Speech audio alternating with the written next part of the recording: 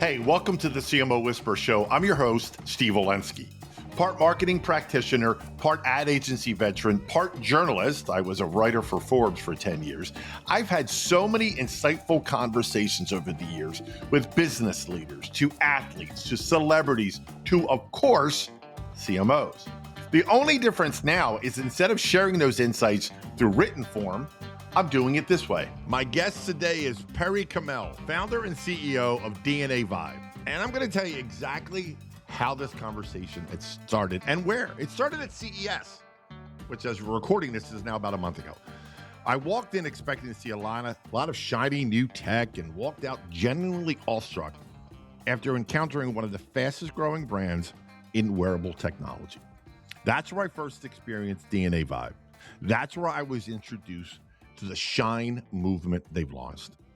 And that's where I met Perry, his leadership team, and an incredible community of athletes, trainers, and health and wellness leaders who were deeply committed to what this brand stands for. Now, we're talking about NFL legends like Jason Sehorn, elite performance trainer Travell Gaines, and women's sports champion and parody CEO Layla Srivanasan. I hope I said that right. The energy wasn't hype, man. It was purpose in motion. Perry is the visionary behind DNA Vibe, a purpose-driven, regenerative, wearable company built around a powerful mission, helping people overcome the life-limiting effects of injury, surgery, and the everyday wear and tear of time, activity, and gravity. That mission is now expanding with Shine, a bold, large-scale program designed to redefine not just how we people heal, but how communities show up for one another. For more than 30 years, Perry has been at the forefront of transformational technology, from optical networks and voiceover IP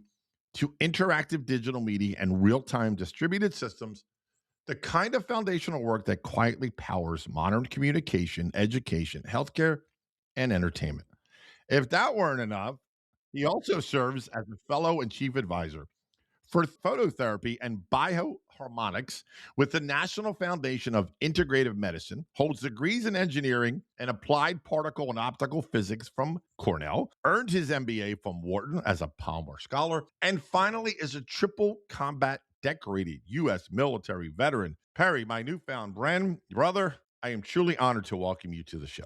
That's my honor, Steve, and it's been great to get to know you. I can't wait to dive in, really expand on literally the 30 seconds, which it seems like we had when we were together back in Vegas. So I want to start, pull back the curtain for the audience, take us back to the beginning.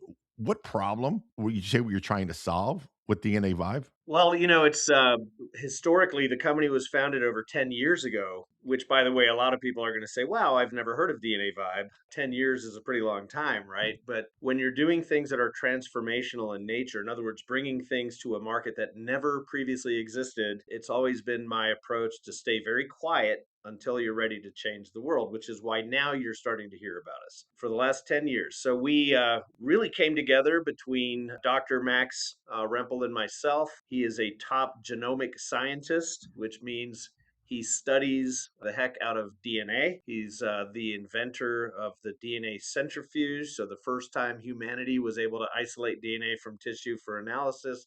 The guy's an absolute genius on DNA, how it functions, what it does, how it reacts and interacts biologically. It's an amazing, we call it the God molecule. It's amazing what DNA does in our lives. When Dr. Max and I came together and realized, wow, DNA controls everything about our lives in terms of how we live, how we heal, etc. At the same time, it's a sine wave, which means if we can tickle the DNA molecule very gently with the right frequencies, we can stimulate a state of harmonic excitation, which boosts the rate of regenerative healing. So think of it as deep science designed to tickle our DNA molecule and unlock its potential for healing and well-being. Now, tickling the DNA molecule, maybe that sounds like child's play. It's actually very deep science and it's extremely effective. For 10 years, we've had an unrelenting stream of people sharing just how much it's changed their lives, from young athletes to more mature grandparents, everybody wanting to live a more active life, everybody wanting to live at their highest potential, no matter who you are, our potentials may differ, but we feel everybody deserves to live at their highest potential. And so that's what DNA Vibes technology is all about. And really, that came about through the collision, if you will, between Dr. Max and I, the collision between genomic sciences and quantum physics. And that unlocked an entirely new path for learning how to work harmoniously with our DNA to unlock its tremendous potential for health and healing. Steve, I'm gonna pivot into manufacturing a little bit because a lot of times people hear what we're doing on the tech side and they're like, "Wow, that's pretty amazing." There have been some very high-end medical educators, chairs of medical schools, researchers who have said, "Oh my God, this technology will change everything." And then they hear about our manufacturing model and they're like, "Oh my gosh, that might be even more exciting." What DNA Vibe has done is we've reinvented the methods for producing micron scale electronics, consumer electronics, in local community-based manufacturing centers. Okay, now that may not sound like much, but let's take a quick path through history.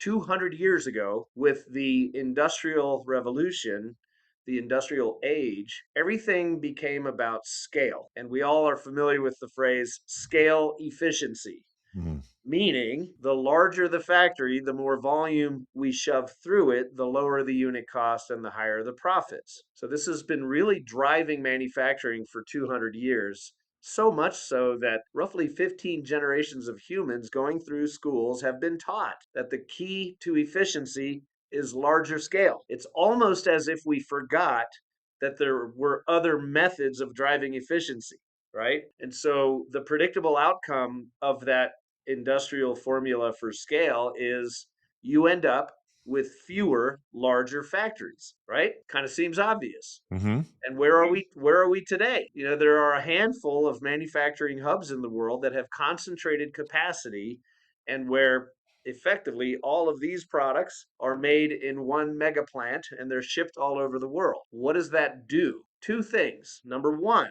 it sucks economic vitality away from local communities, right? Here's the gadget, we'll take the money, and you're not really participating in the value creation. You're not really contributing in a productive way. So when you make big factories in few places, you centralize productive capacity, meaning the productive capacities are removed from communities. If you remove productive capacities from communities, they begin to deteriorate economically.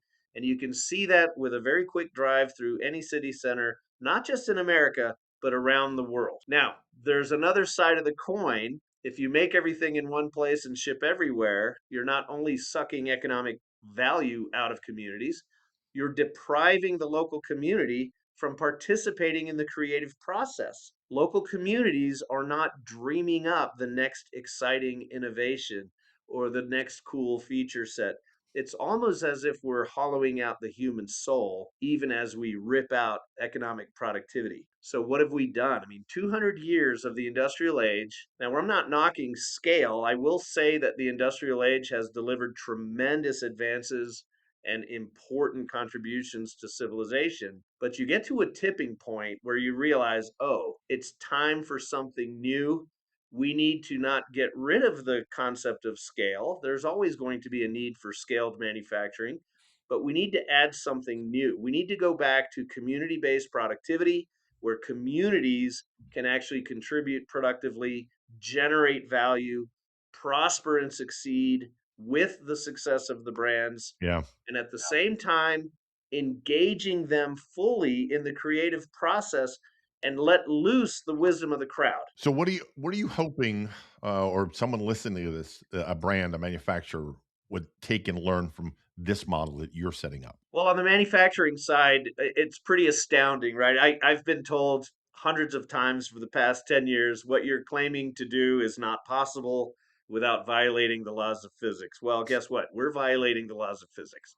You can't just do what the big plants do in a smaller footprint. You have to fundamentally reinvent manufacturing methods.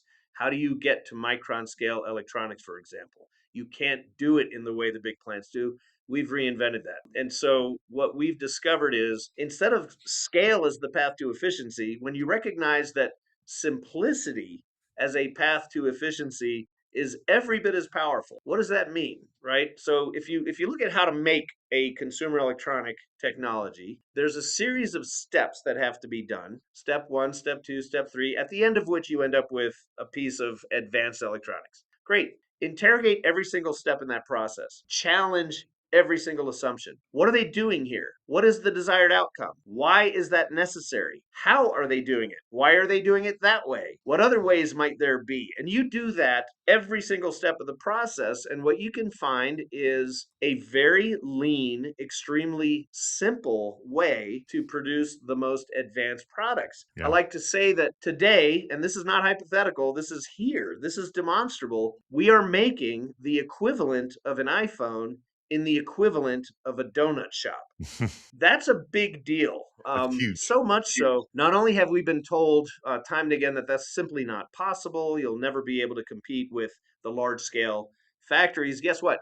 We're making our product at half the cost of what the large scale producers can make, and we're doing it with tremendous advantages on quality and precision. We're doing it in a very small form factor, and that allows us, instead of building a mega plant that is going to ship product all over, we're going to have 1,000 little micro community plants reviving communities around the world. What do we want other manufacturers to consider? Well, Steve, that's where it gets pretty exciting to us. We DNA Vibe are one company, right? So if we embrace this model, we expect that over time at scale, we'll probably deploy about 350 or so local community manufacturing centers. We call them LAMPs, local advanced manufacturing pods. So one company, 350 in the US, maybe 400 in Europe, a couple hundred in LATAM, 700 in Asia. But that's just one company. By the end of 2026, our goal is to persuade 100 other manufacturers to embrace this model of distributed community-based manufacturing. We want to show them how they can apply the same approach to vacuum cleaners, coffee makers, radar detectors, electronic gadgets of any kind, pretty much anything, right? If we can make our product, which is extremely advanced, comparable to this, the biggest difference is ours wobbles and you can wrap it around your wrist, your ankle, your knee, your back, right? If we can make our product, we can literally make any product. So we want to empower others to embrace this model. By the end of 2027, we aim to persuade 250 manufacturers. By the end of 28, 500 manufacturers embrace this concept of distributed community-based manufacturing. Now let's do some very simple math. If DNA Vibe at scale globally is going to deploy 1,000 community based manufacturing hubs, what if 500 other manufacturers embrace the same model, Mm. right? Yeah. Think of the sweeping impact that can have on restoring opportunity, vitality, and security to communities around the world. And this is not just a US issue. You can see the problem anywhere you go in the US, Detroit, Dallas, Baltimore. You're going to see communities that need to be revitalized, but you're going to see that in Europe, you're going to see that in LATAM, and you're even going to see that in China. Sometimes I joke, we're going to know that we've made a dent when we start deploying local community manufacturing in China, right? Yeah. Think of the irony there, right? It's extremely ironic for sure. Okay, let me back up a second. Layman's terms, very layman's terms for a simple-minded person such as myself, and I'll say that.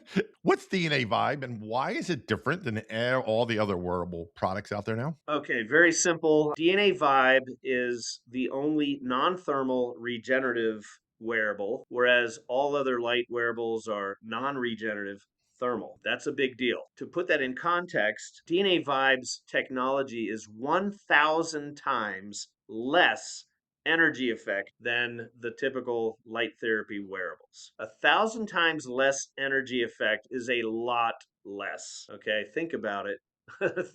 That's a lot less. The reason for that is the DNA molecule, which is where our entire regenerative capacity is governed by the DNA molecule. If you want to interact harmoniously with that little bugger, it's only 2 nanometers in diameter, right? This is unimaginably small scale. We're literally dealing molecules, not cells. And so you need to have the least possible amount of energy possible. So DNA Vibe is the only company that is focused on that. We're the only company that has the amount of power turned so low that we're able to tickle that little guy and unlock its potential. Every other technology, without exception, is having primarily a thermal effect, like a light based heating pad. This is physics, where when you blast light into tissue, that light is absorbed and converted into thermokinetic energy. That's just fancy for heat, Hmm. right? I have nothing against a heating pad. If you put a heating pad on a sore neck or a sore back, it's gonna feel better. It's gonna relax things. It's gonna improve blood flow. But that blood flow is thermal expansion of vessels, and so nothing wrong with a heating pad. You can make your own heating pad or buy a heating pad. You can use light, you can use electricity, you can use all kinds of different ways. But DNA Vibe's not about that. DNA Vibe is about stimulating harmonic excitation of DNA to unlock the body's natural DNA driven capacity. I have gone as deep as you can imagine on the science with some of the world's experts. Every one of them has become a disciple of what we're doing. But the way that we typically bring it to market for the average consumer, it's a lot. So, what we typically say is look, it's deep science. It unlocks your body's natural DNA driven regenerative capacities. You will experience relief like you've not experienced before. And we guarantee that. That's the point. The science is so solid and the results are so consistent and compelling that we're able to guarantee if anyone buys our technology and it doesn't help them, we give a full refund. Hmm. We've been doing that since the first product we ever sold because we're a company that believes if we're not helping you, we can't keep your money. We're telling you it's going to help you, and we put our money where our mouth is. Fortunately, it's been our experience for these many years. We've been in the market 6 years, 10 years in the making, 6 years in the market. We have hundreds of thousands of people using it. And we have an overwhelming flow of stories of life change. People share with us, I've tried everything. I was losing hope, and then I tried yours, and wow, it's amazing. I'm back to playing golf, or I'm back to walking my dogs. It is one of the most thrilling aspects. The privilege of being involved with DNA Vibe is that we just get this flood of continuous stories of life change. There's nothing more energizing and inspiring than that. Yeah. Now we touched on the community benefit, right? And the movement and the shine movement, right? Where at what point in the timeline, Perry, did that become like we have this great product, it's proven, it's tested. At one point in the timeline, take us in behind the curtain to go, okay, this is great, but we can have a bigger or equal impact on communities as well. Where did that evolve from? Yeah, that's a fair question. Actually, it was very early in the process. We're roughly just a little over 10 years in the making. The first year was all about scientific validation and technology development. And then about 9 years ago, we did what everybody does. We looked at offshore contract manufacturers. We looked everywhere around the world. We looked at Dongwon, Shanghai. We looked at Taiwan. We looked at the Philippines. We looked in Eastern Europe, Ukraine at the time. We looked in the Nordics, and we narrowed things down to the top three. And we were going full speed ahead towards the common model of offshore contract manufacturing. And then it just stuck in my craw. Like, I'm a very reflective person. I started realizing, wait a minute, something's wrong. As we were looking for manufacturing partners, it became clear that there are very few and they all concentrate in limited locations. And as I started thinking about that and unraveling what it meant, it was like, oh my God, this is awful. We're stripping economic vitality. We're hollowing out the human soul. We're depriving communities from being involved in a meaningful way. This is awful. And then there was like this eureka moment. I mean, I don't want to overstate things, but I'm going to tell you what I genuinely believe. If we don't alter course and restore productivity to local communities, civilization as we know it is not sustainable. I mean, it sounds like a pretty big, bold, audacious comment, but I'll unpack it for you. You can throw all the money you want to try to support and sustain local communities. But if they are not productive, if they're not productively involved and engaged in meaningful work and creating output, there's not enough money in the world to sustain them. This is the old give a man a fish or teach a person to fish. Bottom line, communities need productive engagement in order to be self sustaining. If you put all the manufacturing in a handful of places, there's not enough to sustain the rest.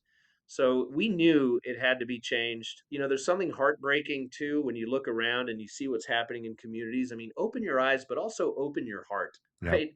It's not enough to see the decline in the community and intellectually recognize a problem. You have to see it with your heart. You have to feel it with your heart. Think of the opportunities that those young people have been deprived of. Mm. The opportunity to dream big dreams, to imagine the next cool innovations, to participate in a meaningful way. And so for me, 9 years ago, it very quickly became an absolute no brainer. It's essential. What we're doing is restoring hope, productivity, meaningful contribution, prosperity, security for communities, which to me is not some abstract concept.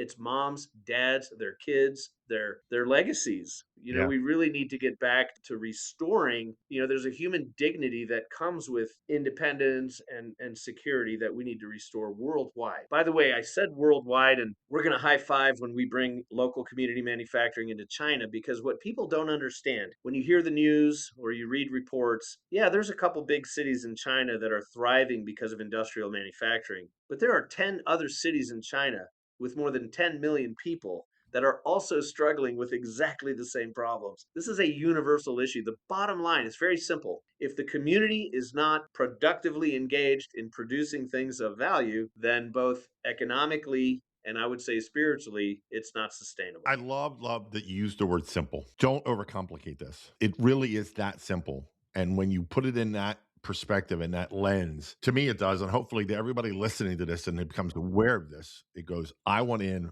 It's a very simple thing, and that's why I want to be part of it. So, Steve, let me give you a very simple story. I laugh when I tell this, but I received a phone call from officials in Washington in March last year, so coming up on a year ago, and they said, "Hey, congratulations on being an award-winning, successful US manufacturer. We'd love to pick your brain and also share our thoughts on how to bring manufacturing back to the US." Right? Seems like a pretty popular topic. So I listened for a few minutes, and after about 5, 10 minutes, I said, "Listen, folks, I appreciate what you're trying to do. I honor the intent, but it's not going to have an impact. It'll be a net zero impact." You could have heard a pin drop. And then they said, "Perry, everybody knows that bringing manufacturing back to the US is the key to restoring economic prosperity." And I said, "I understand why you feel that way, but let's do a simple exercise." So, right, this is so simple. I joke that sometimes really smart people have a hard time understanding simple things. I gave them a little thought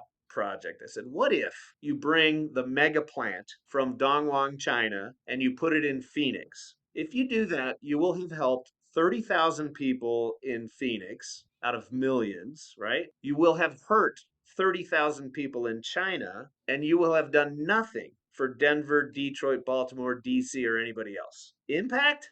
Net zero." And then I told them the problem is not where the mega plant is located, the problem is the mega plant. Mm, Because by definition, the mega plant centralizes productive capacity, and it's the centralization of that capacity that sucks it away from local communities. So, if you want to restore opportunity and security and prosperity and dignity to the local communities, you must break it down and spread it around. Those gentlemen on the phone went, "Oh my God, that's so simple that people miss it." mhm. Right? That led to a week-long visit to Washington. I've had tremendous conversations. I believe there's an increasing understanding that the solution to the problems we face economically and otherwise is actually not fighting over where to put mega plants, but how best to break them down and spread them around. Mm. We're onto something pretty exciting, and we do think it'll have a historic impact. I can't wait to see how that plays out. The potential and it's really legacy is what we're talking about, right? And I know you and I have talked about this even in the few minutes we had off air about wanting to leave the world a better place, which again sounds hyperbolic, but it's not. It's not hyperbolic. I would say my encouragement is don't settle for abstract concepts. When we talk about restoring economic vitality to local communities, immerse yourself in what that means. Try to imagine the lives of the people that are going to be affected and the positive impact of restoring hope and dignity and opportunity in a very real and human way. We've had STEM classes come and visit our manufacturing center, and I'll never forget, I'm a very visual person, right? So there was a young lady named Elle, and she made a product, soup to nuts, for her grandparents, and we let her decorate the silicone. She at the time didn't fully appreciate that she had made the electronic equivalent of an iPhone, or a mobile phone, if you will. But when she walked out of our lab, she was brimming with Mm, excitement. It's as if she was floating 6 inches above the ground.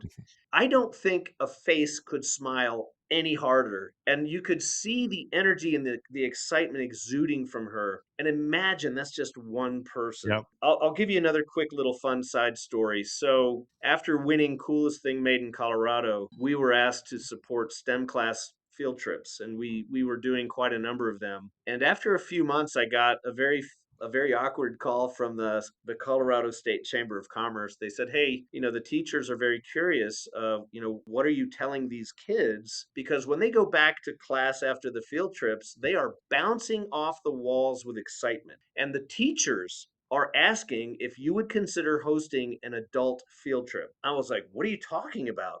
A field trip with no students?" Exactly. The teachers wanted to do a field trip to better understand what are you telling these kids that's getting them so energized and so excited, I love that. right?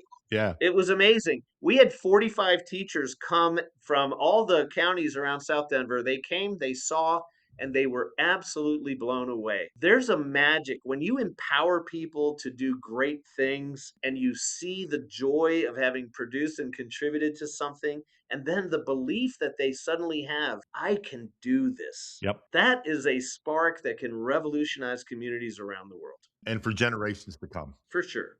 Yeah. I'm looking at the time. I want to make sure we got to talk about the Super Bowl, right? And what you guys have going on. We're recording this week before Super Bowl week. So tell us what's happening next week and why Super Bowl week? Well, why Super Bowl week? Because a lot of really amazing athletes and trainers are going to be there. We have many friends among them. At my stage of life, I'm not a spring chicken anymore. I never imagined that I would have so many friends in cool places. Hmm. But yeah, we're going there because we have amazing partners. We want to make it a celebration of what we're doing. We want to make it a celebration of shine. We want to tell as many people as we can, look what we're doing. Let us help you do the same. Things like the manufacturing, and I told you 500 other manufacturers by 2028, going to charge them to learn how to change the world. This is free. Come and learn. Let us help you. It's going to revolutionize how you approach your marketplace. We want to get the word out. We want to say, look what we can do with technology to help people live a better life, starting with athletes, but we're not stopping there, right? It's moms, dads, grandparents, kids, veterans, everybody, first responders, teachers. We want everybody to live at their full potential. So let's get the word out about how this is going to do that. But let's also get the word out about how we can change communities for the better.